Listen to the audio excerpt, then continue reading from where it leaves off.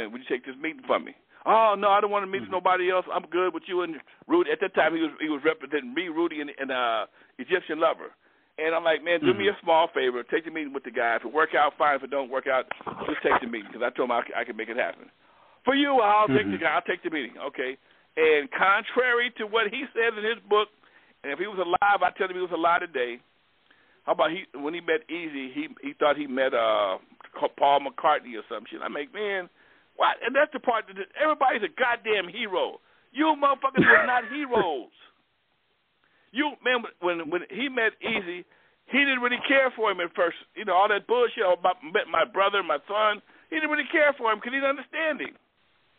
He didn't understand a guy walking around with $2,000 or $3,000 in his pocket, in his sock.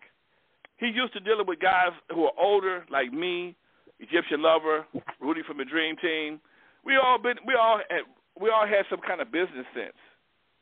I own nightclubs. Rudy ran a Wendy's over on Crenshaw in L.A. He was a manager of Wendy's, so we knew basic shit that Easy didn't know, and he was a lot younger. And first day Jerry came to me and says, "Hey man, how does a Jewish guy from the Valley manage a group from Compton called Niggas with Attitude?" And I told him very carefully, because he was concerned as shit. So all that, he was really uncomfortable in the beginning, and even after with all the beginning bullshit with the C. Dolores Tucker, people forget all this shit, man. You know, the people forget all this shit. With the problem with C. Dolores Tucker and the Vice President Tipper Gore, Dan Quayle, all that shit, man. When you're a rap group and you just want to make music, all of a sudden you become a national story, and then the FBI, man, everybody was concerned with that shit, man. Everybody was concerned with that shit, and then it was a lot of shit that was happening. Easy stepped up. He started supporting one. Eventually they got their support. They started getting accepted after the Rodney King verdict, and "Fuck the Police" now got meaning. White people understand why they said "fuck the police." Right. It's a lot of white people that enjoy revolutionary shit. Fuck you, goddamn right. Fuck the police. It's a lot of good white people out there that will support that kind of shit. Cause they see the man wasn't moving. Y'all beat the shit out of him for nothing.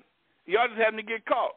All that right there was a evolution that took place, but it didn't happen overnight. Because even when they first started making their first records were records like "Something to Dance To" and "Panic Zone," produced by Braby and Prince, which just could have been a record crew. Both of them could have been record crew songs. Because they understood that was a sound that was getting radio play. When they finally came with Express Yourself, that got more video play, but it wasn't until Boys in the Hood, and they really had some success. But again, Boys in the Hood originally couldn't get played because it had so much cussing in it. And again, Lonzo to the rescue.